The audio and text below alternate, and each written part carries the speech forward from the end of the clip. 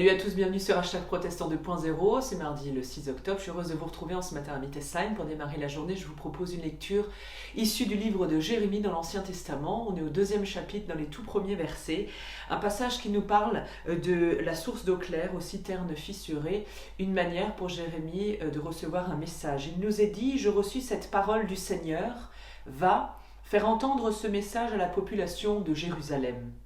Voici ce que déclare le Seigneur, je garde le souvenir de ce que tu étais autrefois, comme tu m'étais attaché lorsque tu étais jeune, comme tu m'aimais quand tu étais ma fiancée. Tu me suivais au désert, dans cette région où rien ne pousse.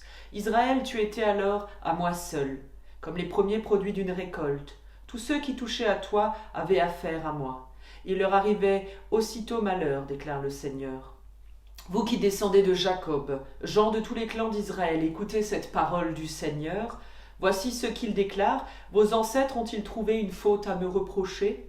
Pourquoi ont-ils rompu avec moi, et cela pour suivre des dieux inconsistants, et devenir eux-mêmes tout aussi inconsistants? Ils ne se sont pas demandé où est le Seigneur, lui qui nous a retirés d'Égypte et nous a conduits à travers le désert. Cette région qui est desséchée, coupée de ravins, cette région de soif et d'angoisse, où personne ne passe, où personne ne vit. Ainsi donc, ici, il est question d'un premier amour. Dans ce passage, ici, comme souvent ailleurs d'ailleurs, le peuple d'Israël est représenté, personnifié par une jeune fille, ou bien une jeune femme. Le premier message de Dieu transmis par Jérémie ici, qui est destiné à son peuple, c'est que le Seigneur lui-même a bonne mémoire. Il se souvient des premiers élans d'amour de son peuple durant sa jeunesse. Mais Dieu s'interroge ici, son peuple l'aurait-il oublié à présent? Se conformerait-il à des dieux devenus inconsistants? Une question tout à fait actuelle dans notre société d'aujourd'hui. Et je vous propose une prière qui nous vient d'André Dumas dans 100 prières possibles, avec pour aujourd'hui cette invitation dans la prière à nous reposer avec le Seigneur. Notre Dieu, nous te demandons de laisser le repos venir à notre cœur, à notre pensée, à notre corps, afin que nous puissions faire halte et nous démettre de ce qui tourbillonne, ce qui bouscule, ce qui s'encrasse en nous. Tu le sais, malgré les apparences que nous nous donnons d'être calmes et organisés, détachés, concentrés, en réalité, nous ne faisons pas trêve avec nous-mêmes.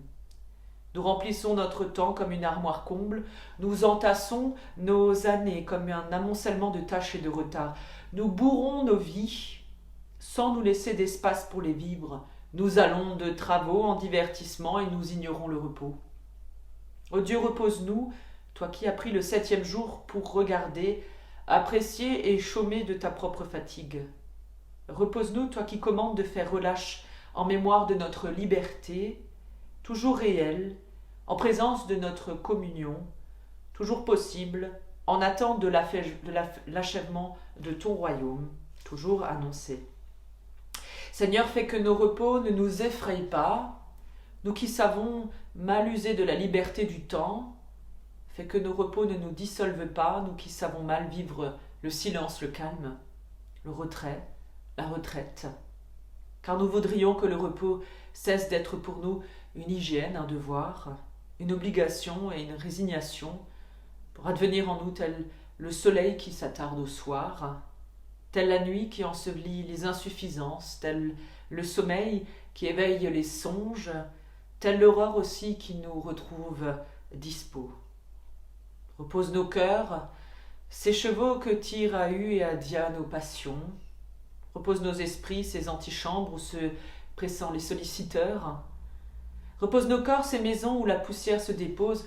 Repose-nous, toi qui as disposé les rythmes du monde, le jour et la nuit, l'hiver et l'été, l'allant et le silence, la parole et le sacrement, la bouche et la douceur de la main, l'oreille et l'effleurement du geste, l'animation et l'apaisement de l'amen.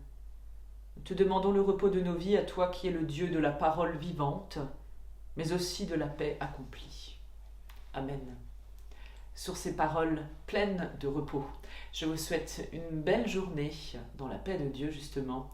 Je vous donne rendez-vous demain matin, quelque part en Alsace du Nord, notez bien, On part en balade demain, et oui, notre rendez-vous hebdomadaire du mercredi, ce sera à vous de nous trouver. Où est-ce que nous nous rendons demain? Alors sachez que c'est en Alsace du Nord, on n'ira pas plus loin cette fois-ci. Et on va